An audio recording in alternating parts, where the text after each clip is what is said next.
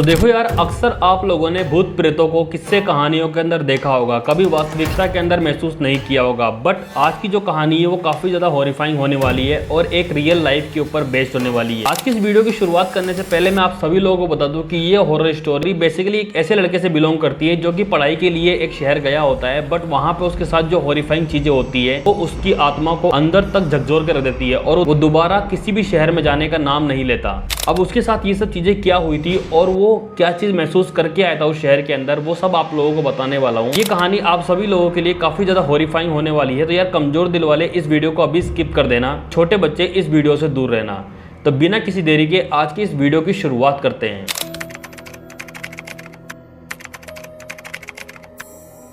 So hello दोस्तों, मेरा नाम है अद्विक। इस हॉरर स्टोरी के 5वें एपिसोड में आप सभी लोगों का स्वागत है। बेसिकली आज ही कहानी काफी ज्यादा हॉरिफाइंग होने वाली है, तो यार वीडियो की शुरुआत करते हैं। बेसिकली ये कहानी है रवि की, जो कि उत्तर प्रदेश से बिलोंग करता है। वो गवर्नमेंट प्रिपरेशन कर रहा होता है, जिसके लिए वो कोटा के अंदर एडमिशन लेता है। ऑफकोर्स कोटा में जैसा कि आप लोग जानते हो कि वो एक एजुकेशन हब है और वहाँ पे पूरे इंडिया से बच्चे पढ़ने के लिए आते हैं। रवि उस शहर के अंदर नया होता है और उसे वहाँ के बारे में कुछ पता नहीं होता कि आखिर यहाँ पे चीजें कैसी होती है और क्या चीजें अलग होती है। यहाँ पे वहाँ के तौर तरीकों के बारे में कुछ भी पता नहीं होता है। अब वहाँ जाने के बाद उसे सबसे पहले जो काम करना होता है, जैसा कि और भी बच्चे करते हैं, कमरा लेके वहाँ अपनी पढ़ाई करते हैं, जिसके लिए वो कमरा काफी ढूंढता है। लेकिन जहाँ भी वो कमरा देखने के लिए जाता है, कहीं रेंट 18,000 कहीं 20,000 होता है। एक जगह और कमरा देखने के लिए जाता है जहाँ पे वो 3 मंजिल की बिल्डिंग होती है, लेकिन वहाँ का भी रेंट करीब 15,000 के आसपास का होता है। लेकिन वहाँ पे वो बार्गेनिंग करके उस अपार्टमेंट का 3rd फ्लोर बुक कर लेता है, जिसका रेट उसे करीब 10 से 12,000 के आसपास पड़ता है और वहां रहकर अपनी पढ़ाई करने लगता है। अब आप लोगों को मैं बता दूं कि जो 3 फ्लोर का अपार्टमेंट था, इसके अंदर नीचे भी बच्चे पढ़ा करते थे और 2nd फ्लोर उसके ऊपर भी काफी सारे बच्चे थे, बट जो 3rd फ्लोर था उसके ऊपर सिर्फ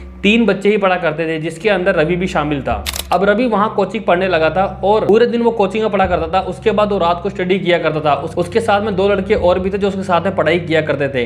वहां पर सब कुछ नॉर्मल था, कुछ भी अलग नहीं था। बट कुछ दिनों के बाद गर्मियों की छुट्टी आने लगी और सभी बच्चे अपने अपने घर जाने लगे। बट रवि यहाँ पढ़ने के लिए आया हुआ था और वो घर वापस जाना नहीं चाहता था, क्योंकि उसे वहीं रुक के पढ़ाई करनी थी, इसलिए वो वहां पे नहीं गया। बाकी उस अपार्टमेंट के अंदर कुछ बच्चे ऐसे थे जो कि अपने घर जा चुके थे और जो 3rd फ्लोर के ऊपर 3 बच्चे रहा करते थे, उसमें से और जो 2 लड़के थे वो भी अपने गाँव जा चुके थे। 3rd फ्लोर के ऊपर रवि सिर्फ अकेला रहा करता था। अब रवि इस बात से बिल्कुल अनजान था कि उसके साथ में जो होने वाला था वो काफी ज्यादा डरावना और भयानक था। एक रात रवि रात के टाइम पढ़ाई कर रहा होता है और ऊपर के फ्लोर के ऊपर कोई नहीं होता है, बट रवि बिल्कुल अनजान रहता है इस बात से कि उसके साथ कुछ हो सकता है। रवि अपनी पढ़ाई कर रहा होता है, लेकिन तभी रवि को अचानक से बाथरूम आती है और वो पेशाब करने के लिए बाथरूम तक जाता है। जैसा कि मैंने आप लोगों को पहले बताया था कि उस पूरे अपार्टमेंट के अंदर 3rd फ्लोर पे कोई भी नहीं था रवि के अलावा। अब रवि जैसे ही बाथरूम करने के लिए अपने वॉशरूम के गेट को लॉक करता है, थोड़ी देर बाद ही उसे पायल के बजने की आवाज सुनाई देती है। बट रवि इस बात को एक बार तो इग्नोर कर देता है, लेकिन दूसरी बार उसे ऐसा महसूस होता है कि कोई इंसान उसके पास में आ रहा है। अब रवि ये सब चीजें देख के काफी ज्यादा डर जाता है और जोर से पूछता है कि तुम कौन हो, क्या कोई बाहर है? लेकिन रवि को कोई भी रिप्लाई नहीं आता है और इसी के साथ रवि के दिल की धड़कन बढ़ने लगती है। उसके बाद रवि चुप हो जाता है और उस आवाज को महसूस करने की कोशिश करता है। थोड़ी देर बाद ही ऐसा लगता है कि कोई इंसान उसके बाथरूम के गेट के करीब आ रहा है, क्योंकि उसे पाँव की घसटने की आवाज सुनाई देती है। इसी के साथ रवि की और धड़कनें तेज बढ़ जाती है और वो काफी ज्यादा डरने लगता है। उसके बाद रवि दोबारा से चिल्ला के पूछता है कि क्या कोई ऊपर है, और वो अपने मन में सोच रहा होता है कि इतनी रात को आखिर ऊपर कौन आएगा, ऊपर के सारे बच्चे तो अपने अपने गाँव गए हुए हैं। रवि अंदर बैठा बैठा ये सोच रहा था कि आखिर वो बाहर कैसे जाए। थोड़ी देर बाद उसके दरवाजे के ऊपर कोई इंसान नॉक करता है। ये नॉकिंग की आवाज सुनने के बाद रवि काफी ज्यादा डर जाता है और अंदर ही दुबक के बैठ जाता है। तभी थोड़ी देर बाद ही दरवाजे को नॉक करने की आवाज बंद हो जाती है। रवि सोचता है कि शायद जो भी इंसान बाहर खड़ा था वो वहां से चला गया है। उसके बाद रवि अपने टॉयलेट के गेट के नीचे की तरफ जो थोड़ा सा ब्लैंक जगह बची हुई थी वहां से झांक के बाहर देखने की कोशिश करता है क्या वो चली गई। बट जैसे ही वो दरवाजे के नीचे से बाहर झांकता है तो वो देखता है कि वो एंटिटी गई नहीं होती है, बल्कि बाहर उसके पैर दिखाई दे रहे होते हैं और वो पैर काफी जले हुए टाइप के रहते हैं। मतलब पूरे पैरों के अंदर से खून आ रहा होता है और वो पैर चारों तरफ से जले हुए होते हैं। अब ये देख के रवि की आत्मा सूख जाती है और वो काफी ज्यादा डर जाता है और मन ही मन ये सोचने लगता है कि आखिर ये सब क्या है। 2 से 3 मिनट ही बीते होंगे। इसके बाद रवि को वापस से नॉक करने की आवाज सुनाई देती है। अब इस बार नॉक करने की आवाज़ सिर्फ उसके बाथरूम के गेट से ही नहीं, बल्कि सारे जितने भी वहाँ टॉयलेट्स बने हुए थे सब में से आवाज़ आने लगती है। ऐसा लगता है कि मानो बहुत सारे एंटिटी एक साथ दरवाजे को खटखटा रही हो। अब इसके बाद रवि के पास और कोई भागने का रास्ता नहीं था और वो कुछ कर भी नहीं सकता था। थोड़ी देर वेट करने के बाद जो नॉक करने की आवाजें आ रही थी वो सभी बंद हो जाती है और रवि फिर एक बार दोबारा से झांक के देखता है टॉयलेट के गेट के नीचे से कि क्या वो एंटिटी चली गई या अभी भी बाहर है। बट इस बार बाहर कोई नहीं होता है। उसके बाद एक दो बार वो आवाज भी देता है बट बाहर से ना तो कोई पायल के बजने की आवाज आती है और ना ही पैरों के घसीटने की। अब रवि धीरे से दरवाजा खोलता है और बाहर देखता है तो बाहर कोई भी नहीं होता है। अब रवि किसी भी तरीके से अपनी जान बचाने के लिए तैयार हो जाता है और रवि वहां से फटाफट निकलता है और काफी स्पीड में भागता है। और इसी स्पीड में भागने के साथ उसे ऐसा महसूस होता है कि कोई इंसान उसका पीछा कर रहा है और काफी स्पीड में उसके पीछे भाग रहा है। और रवि भागा भागा सेकंड फ्लोर में जो लड़के पढ़ रहे होते हैं उतनी रात को उनके पास जाता है।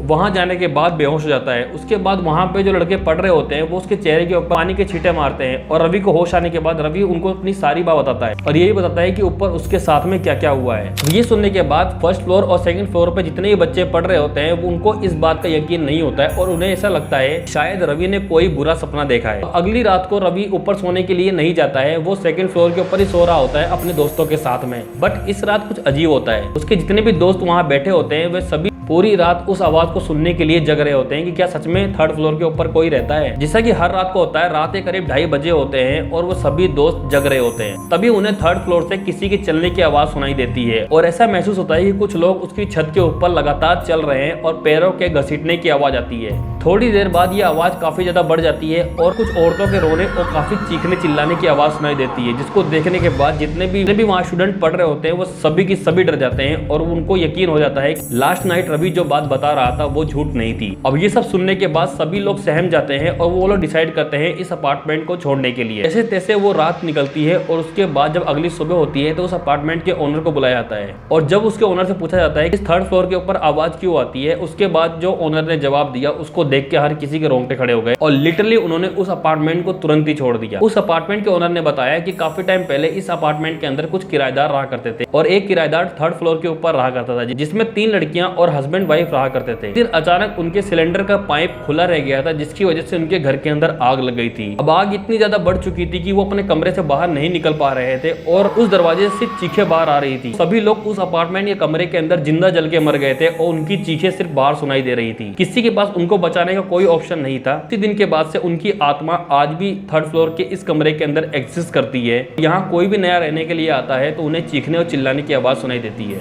इसलिए जो रवि को दिखाई दिया था वो एक सिर्फ मिथ नहीं बल्कि एक रियलिटी थी। वैसे आप लोगों को कैसी लगी ये कहानी मुझे कमेंट सेक्शन में जरूर बताना और आप रवि की जगह होते तो क्या करते। तो ये थी कहानी सीजन 1 के 5वें एपिसोड की। आई होप आप लोगों को पसंद आई होगी। ये रियल लाइफ बेस्ड कहानी आपको कैसी लगी मुझे कमेंट सेक्शन में जरूर बताना। इसी तरह की और भी कहानियां मैं आप लोगों के लिए लेके आता रहूंगा इस चैनल के ऊपर। चैनल के ऊपर नए आए हो तो चैनल को फॉलो और सब्सक्राइब जरूर कर लेना। मिलता हूँ आप लोगों से सीजन 1 के 6 एपिसोड के अंदर एक नई हॉरर स्टोरी के साथ। तब तक के लिए चैनल के ऊपर बने रहिए और इसी तरह से चैनल को फॉलो और सब्सक्राइब करते रहना।